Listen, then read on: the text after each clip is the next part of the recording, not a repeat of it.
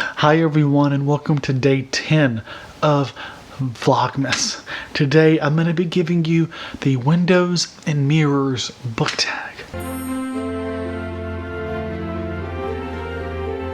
This will be the fourth tag, I think, that I've done during this Vlogmas. I had hoped to keep the amount of tags I did during Vlogmas limited because I wanted to create different types of content. That said, when I saw this tag on Hannah's Books page, I was really intrigued. So I thought, why not give it a try? This book tag is really unique, I think. It was created by Karen, I forget her last name, but I'll tag her below and above. The basic idea here is that you have books that will mirror yourself and help you reflect on who you are, and you have books that will act as windows, sort of channels to view other people's lives. And the basic idea is to show at least one mirror and one window book. I will, in fact, be showing you several of each, because I think this is an awesome opportunity to reflect on myself and on the different viewpoints that I have found most profound in my reading. And as has been said by other booktubers who've done this tag, this is a conversation that needs to be had. We need to understand what we're seeing and what we're exposing ourselves to, and I think this is an important process to this reading diversely. Now I'm going to try my best to give some insightful answers here, but I will say that I'm not nearly as insightful as other people's. I've rewatched Hannah's response for this, and if I can be at least half as insightful as her, I think this might be somewhat successful. So I wanted to start with a book that might be somewhat surprising, and that is Replay by Ken Grimwood.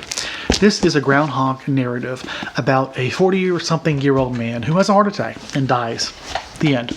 No, he dies and he wakes up in his younger self. I want to say maybe 20, 25 years old. And it really isn't that much else. It is unique in the sense that it was there in the beginning of this sort of groundhog narrative. Right around the time that the movie Groundhog was made, this book came out. And so I loved it for that reason. It was unique. That said, it's not a very diverse perspective. It's this white male who gets to relive his life and gets to basically redo his choices. He gets to basically strive for what the stereotypical man wants. You know, women and money, sometimes knowledge, I suppose. In a lot of ways, I could relate to this because ever since high school, maybe even sooner, I started fantasizing what it would be like to send my mind back in time to my younger self. And while I know this doesn't seem like a very powerful book, like there's not much to be said here, I think it has a lot to say about life choices and about the direction we choose to go. Right now I'm 30 years old and technically my life's still ahead of me, hopefully. And while I think I am pretty set on track on where I'm going, I mean, the point is this really makes me stop and reflect, ask myself, what does it mean? Like, what are the choices matter to me? What do I want to do with my life? And in what direction do I want to go? And when I become 40 or 50 years old and I look back, will I ask myself, will I regret my decisions or will I be proud of them? Really, I think the fundamentals of the choices I make have to do with education and knowledge and understanding the world a bit better. And that's part of what motivates me. And that really ties into why I read as well. Part of the reason I feel this motivation to read, besides just the enjoyment of it, is that if I can be on my deathbed and look back at all the books that I read, it's one area where I see like the opportunity to sort of have experienced these range of adventures and perspectives in these books. And that's one of the reasons why I just love reading. And I'm able to say, like, as a booktuber, obviously this is why I read, but it's really just a matter of, I guess, consuming information. But more than that, it just makes me stop and ask this fundamental question: what am I doing in my life? Am I happy with it? And what do I do moving forward? And now, this book isn't perfect. We have a heterosexual man. I'm not strictly heterosexual. Also, I don't know, I feel like I had different ambitions than him. It's complicated, right? And that's the gist of what I'm trying to say here. I will say that I did this tag already, and my phone crashed, and so the shit didn't save. So hopefully it's coming out as smoothly as I think it did last time, because now I'm second guessing everything I'm saying because I think it isn't the exact same thing you said last time, therefore it must be wrong. But I think you get my point, right? It really talks about life and the choices we make. Even if there's not much to the story, it's easy to see myself in this position and think about what I would think in my own life. I really don't like my answer to this, but there's one point I wanted to add here, which is that it's not that I don't see myself in him, because in a lot of ways I share the same ambitions. Like, sure, I want romance, I want money, I want power, and this book really makes me stop and ask myself, is this really what I want my life to boil down to? So it's more than just asking myself, am I happy with the choices I'm making now? It's making sure that I'm not letting these, I think, primordial and somewhat backwards way of thinking dominate my choices. It also made me stop and think, what would I do if I had extra time? Next, I want to talk about a book, shocker, on a booktube channel, I know, If We Were Villains by M.L. Rio. This is a thriller, and it is about these group of college students who are at this school for Shakespearean actors, learning to be Shakespearean actors? I don't know. Something about acting in Shakespeare. I'm not an actor, and I don't do Shakespeare. I do love Shakespeare retellings. What I really related here was the friend group. We have this really toxic college friend group who are friends, but who really, I think, just do not go well together, or at least some of them do, some of them don't. And there's this one critical person in here that is like the central of the group, and he's like the epitome of toxic masculinity. And there's so much about this group that just reminds me of my basically master years. I wasn't really a big partier in elementary, in my undergrad, but like in my master years, I felt like this really was the encapsulation of my relationship with them. It wasn't a good relationship I had with some of my friends. It was just a toxic group, and life evolves, you learn, you move on. And I read this book at the perfect time, because it was right around the time that I was moving on from this friend group, because like we were master students and it was ending, and I was getting new friends that made me realize that some of my old ones weren't that great. And I'm really betting on the fact that my old friends don't watch this video, because this will be awkward. Yeah, it was just like, things aren't always healthy. This I could really connect to in that sense. I thought it was the perfect representation of a college friend group and the toxicity that can exist within that kind of situation. Another thing that makes me stop and think about, it's not really related to mirrors, but this is an example of what I would say a perfect thriller. Like it's a really exciting and fun read, but also it has characters I care about that I can connect to. I've really begun to question whether or not I actually like thrillers, because some of the most popular thrillers like really aren't that big of a deal. This book, I want more books like this, because it doesn't just use the thriller aspect for the sake of thrilling you. There's more to it than that to get you invested in the narrative, I think, which is one reason why I love this book. Moving on. Next book I want to mention here is Barbara Kingsolver's The Poisonwood Bible, and I read this book back in, I don't know, the summer or sometime during the pandemic. And this is a book set in the 1950s or 40s, I think, about this missionary family that goes to Africa to proselytize. And what we have here is a very toxic family led by this one father who is this essential spiritual character who is very hard about the family's religiosity and the rituals they go through and the choices they make. And now this isn't a one-to-one comparison to my family. My family never missionaries. And honestly, my sisters and I are probably more religious than my parents were for a large chunk of our childhood. At the same time, I could still see the toxicity of religion that could exist or does exist. I could see the harmful side of religion that exists within this family from my own life. Like I recognize those aspects of these people. Even like the main character here, he was not a main character, the central character of the family, the father, is almost villainous in his characterization. But at the same time, there are certain aspects of him which I think are very present in Southern evangelical preachers.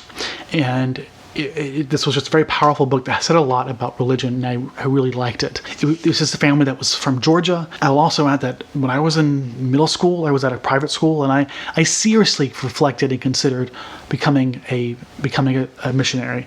And I think about what my life would have been in that situation. Talk about choices in your life, and what a waste of a life that would have been. And I stand by that. I do think missionary work is a waste of a life.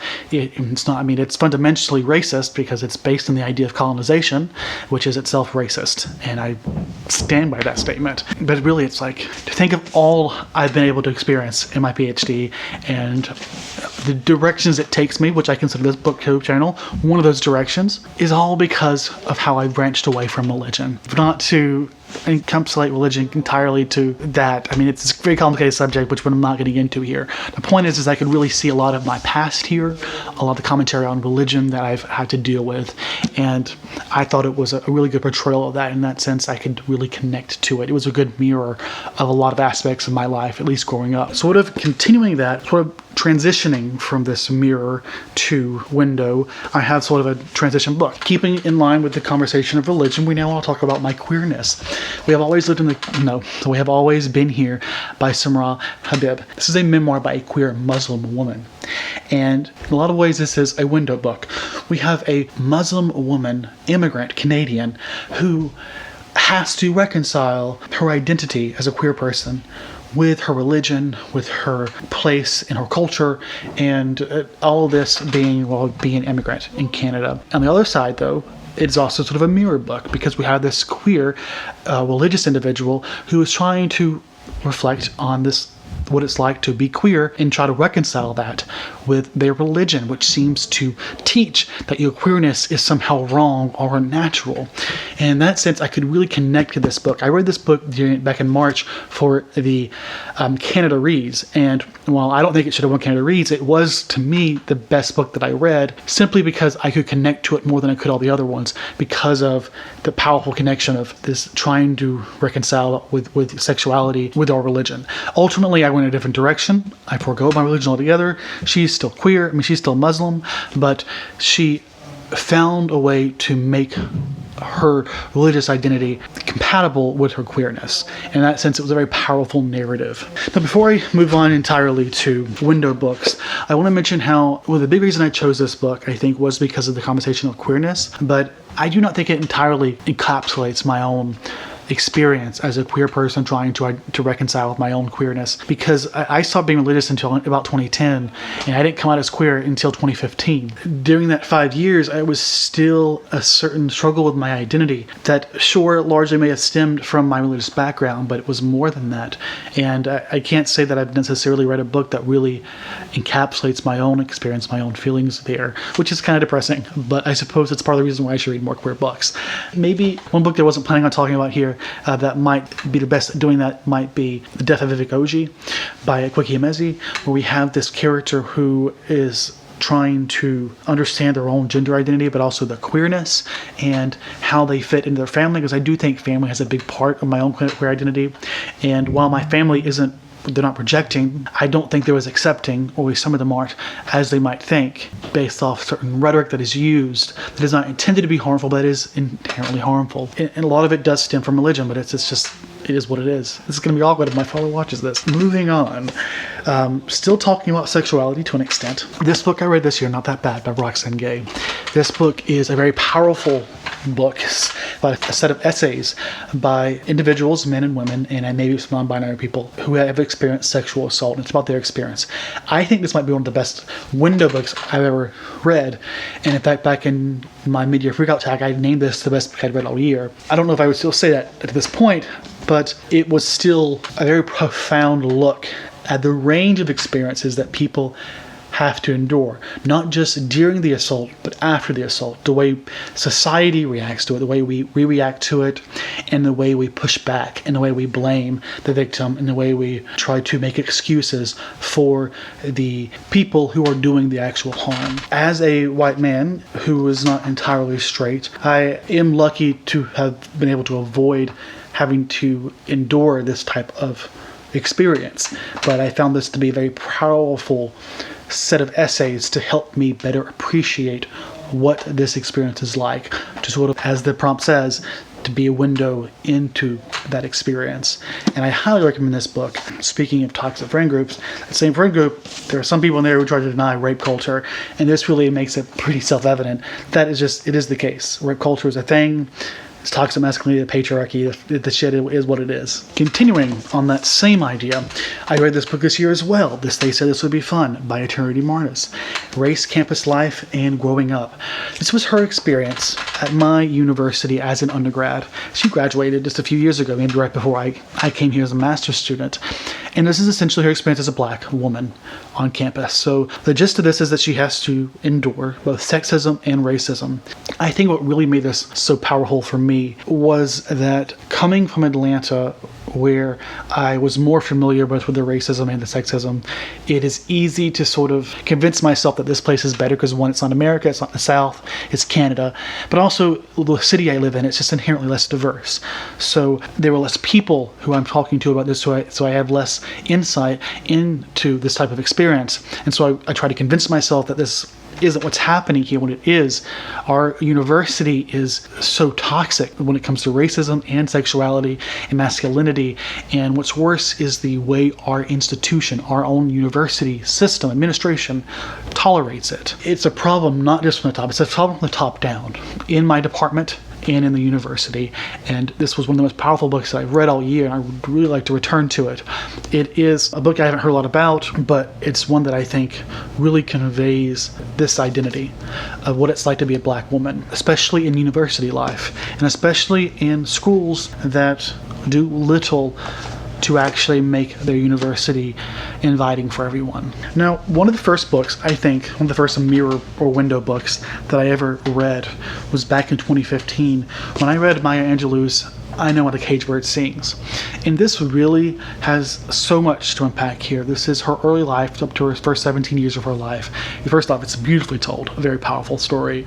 And there are still these same ideas when it comes to racism and sexism, sexual assault, but also just what it's like to be a young black girl growing up in the Jim Crow South. There's so much in here, more than just the assault and the racism. There is just an insight into what her life was like. Her whole series of autobiographies has been that.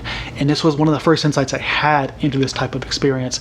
And it was one of the most beautiful ones that I've read, even to this day. Now, lastly, around the same time that I read that book, I also read Kindred by Octavia Butler. And this book, I've read it several times now, but it continues to give insight into what it's like to be a black woman, not just in the antebellum South, which is where this sort of story is set, but also in the modern day. It follows a modern day black woman who gets transported into the antebellum South, where she has to basically learn to exist at extended periods of time.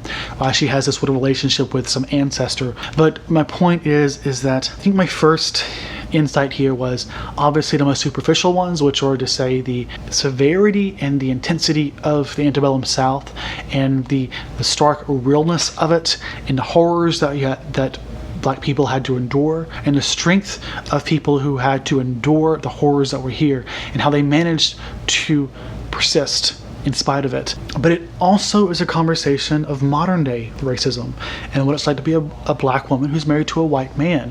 And a lot of these things, like I don't want to pretend like I'm the one who recognized these things. It's taken a lot more effort on my part to hear or be familiar with these ideas that aren't always entirely apparent to me on the first read.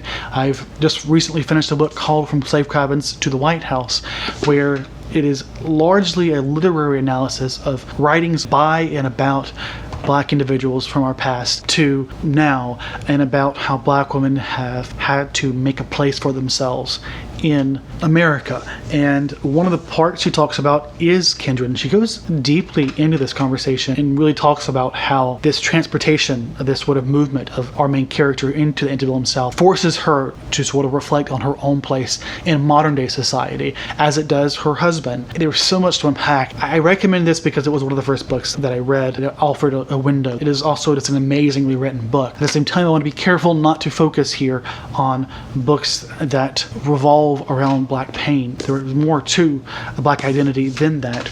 And I do think Maya Angelou's memoirs encapsulates more than just the black pain. Nevertheless, I still find this book to be almost quintessential in my own search to understand and learn, at least an introduction. I just realized that there was a book that I set aside by accident that you're not talking about, and that was actually specifically The Warmth of Other Suns.